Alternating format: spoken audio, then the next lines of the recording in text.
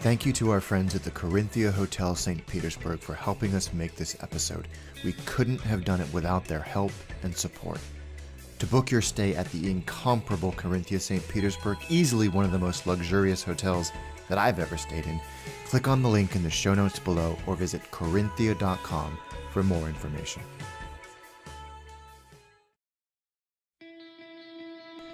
The former home of the Tsars and the center of Imperial Russian culture, in its prime, St. Petersburg was known as the Venice of the North. But the 20th century was unbelievably cruel to this city. Bombed, besieged, and starved during World War II, St. Petersburg was neglected during the Soviet era, and large parts of it fell under the control of organized crime. But as Russia began a new chapter in the 1990s, what was once Petrograd and then Leningrad became St. Petersburg again, and the city wasted no time in returning to its former glory. Once again, the most cosmopolitan city in the country, St. Petersburg is the perfect ambassador for Russia's past, present, and future.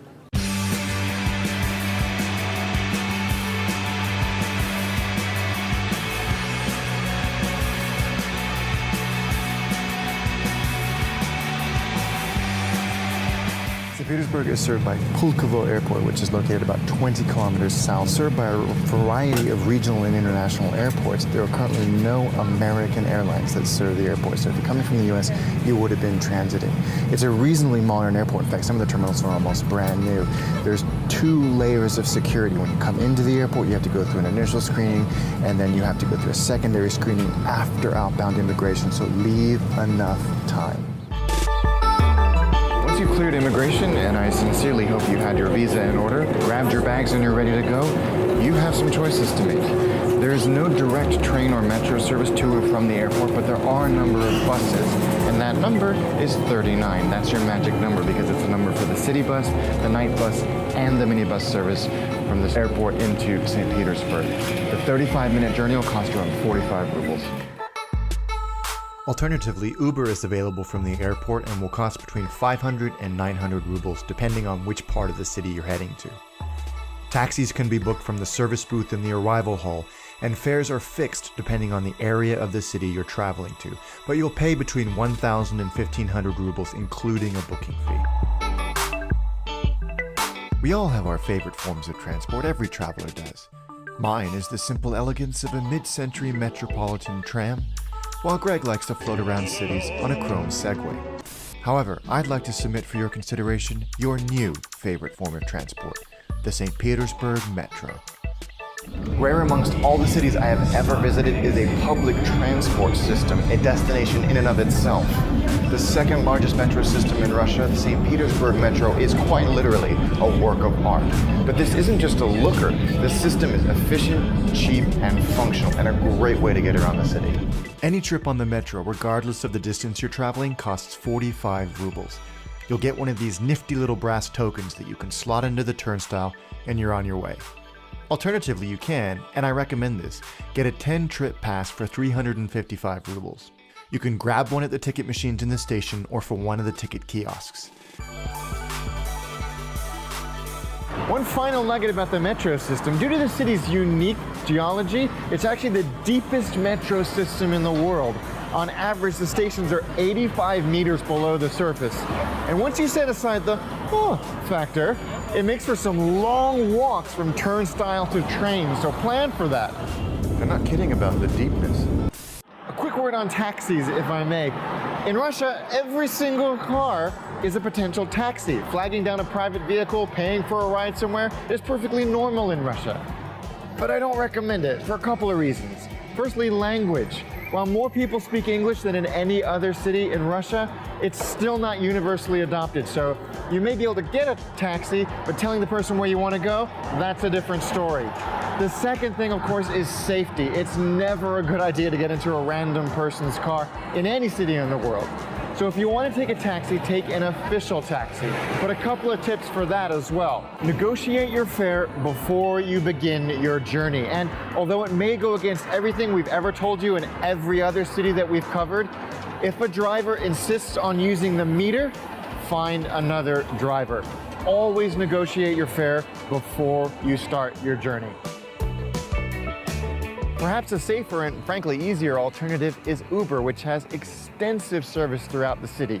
Now, your driver may not speak English and you may not speak a lick of Russian, but the app will pick up the slack and get you from point A to point B without any problems. Russian food, just like Russia itself, has a rich and storied history. But it is a rare treat among all the cities that we've been to be able to experience the hospitality of another time, another era.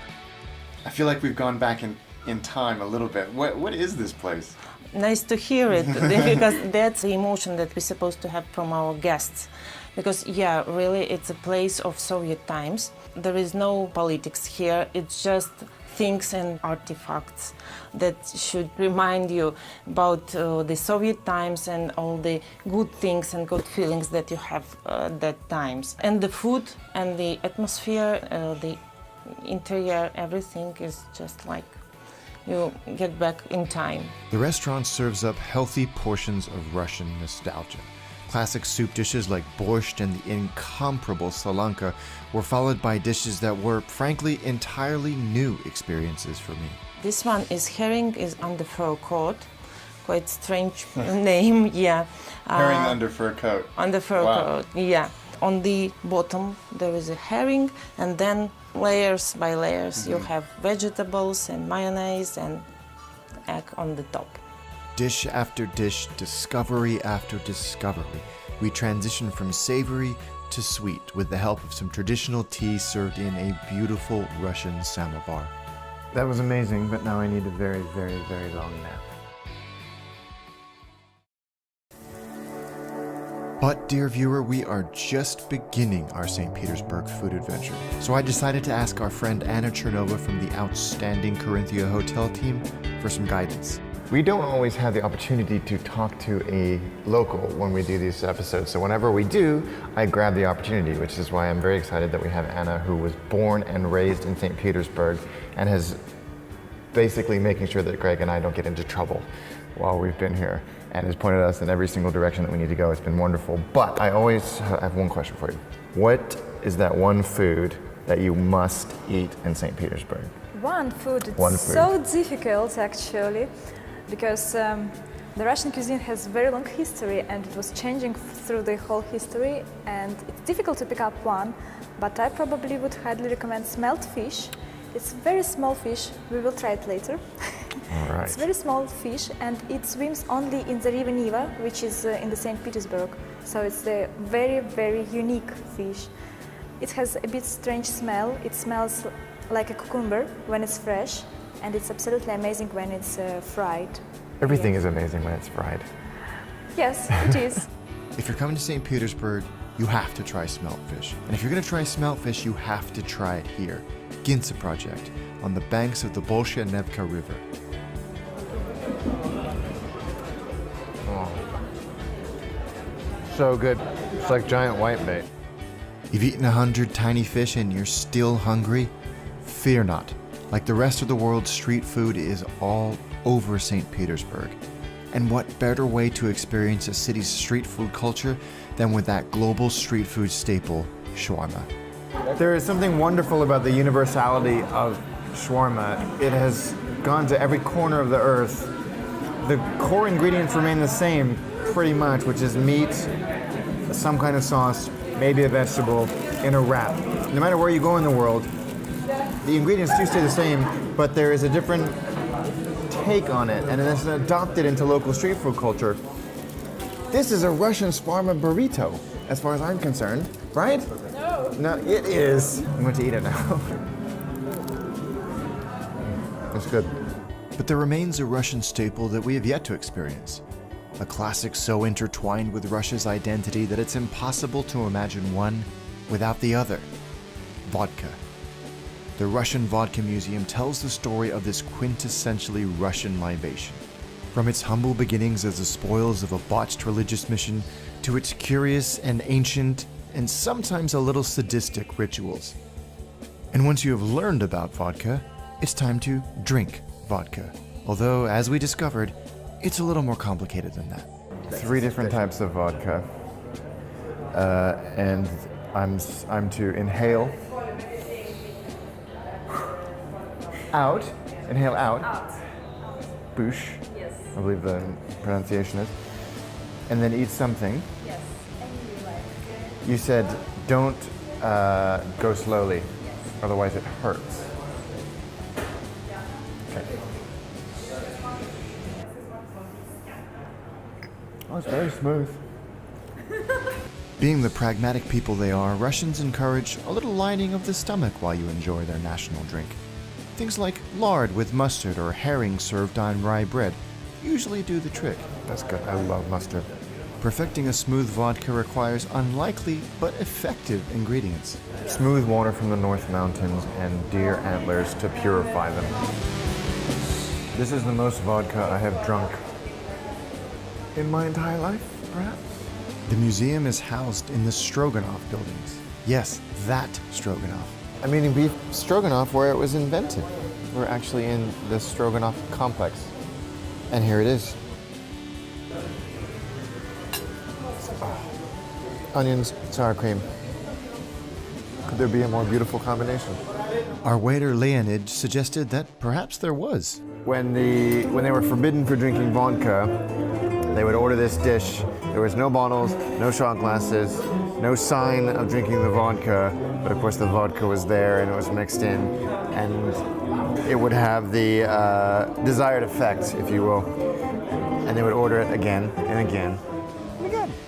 I am very sure we learned a lot about vodka, about Stroganoff, about Russia that night. If only we could remember it. Another day dawns in St. Petersburg, and our trusted Sherpa Anna suggests she might know something that could cure what ails us on this, the day after the night before. I'm a fan of just about every fried batter product there is. I'm on a mission in life to try every single one of them, but I think this is my new favorite. The beautiful pishki. Did I say that right, Anna? All right, good. Seems a lot harder than it should be. It's a really light, fluffy dough that's then deep fried in extremely hot oil, not for very long, and then sprinkled with powdered sugar. It is a wonderfully St. Petersburg treat. You try and get these anywhere outside of St. Petersburg, the recipe changes, the topping changes, the technique changes. So this is really something you can only get here, and they are wonderful. I'm going to eat one. Anna eats regularly 6, apparently. 6 seems unhealthy, but I can see why. They are wonderful.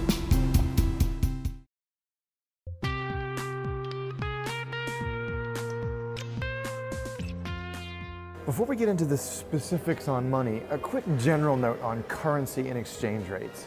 In the first few episodes of this show, we would talk in specifics about exchange rates and currencies and say something cost X and then convert that into another kind of currency.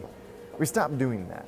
Ever since Brexit and Trump and general financial market instability, exchange rates have been all over the place. So even just days after filming, the stuff we put in an episode was out of date. And we'd get the inevitable YouTube comments of, £1 isn't $1.70, you absolute numpty. And that hurts. It hurts me and it hurts Greg. So we stopped doing it. Instead, you can use one of the many wonderful currency conversion tools that are out there, or try this new thing called Google. I've heard it's very good.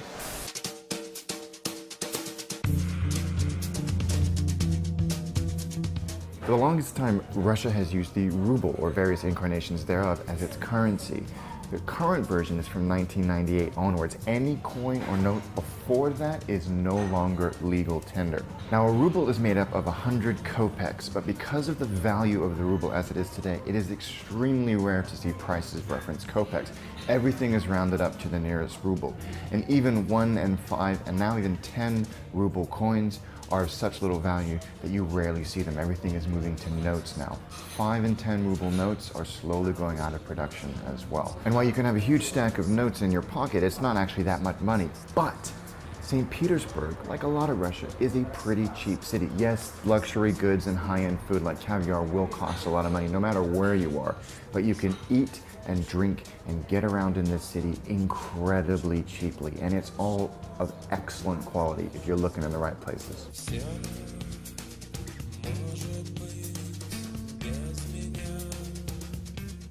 Very quick chat about tipping. In the past, it was generally frowned upon, but it's actually coming into fashion in the last few years. But it's very, very simple. 10% is more than enough in a satisfactory restaurant or bar experience, and you can round up the change in a taxi or other service environment. Visa and MasterCard debit and credit cards are widely accepted, even in the smallest of shops. American Express, not so much. I saw a sign that said my card would work and it did not. So your mileage may vary, but Visa and MasterCard accept it everywhere. There are ATMs everywhere. Some will charge a fee and some won't, so make sure you check that before you begin your transaction. And with that in mind, let's do the rundown. A cup of coffee will cost you around 200 rubles. A pint of beer will cost you 175 rubles. And for the most reliable indicator of a nation's cost, the good old Big Mac, you're going to pay about 137 rubles. Is St. Petersburg a safe city? Absolutely. Russian cities are saddled with this inaccurate and unfair reputation as being generally unsafe. That is an unfair characterization. Yes, there was a terror attack on the metro here earlier this year, there's no denying that, but that was an isolated incident and should in no way put you off coming to the city or any other Russian city, or even more importantly, exploring on your own.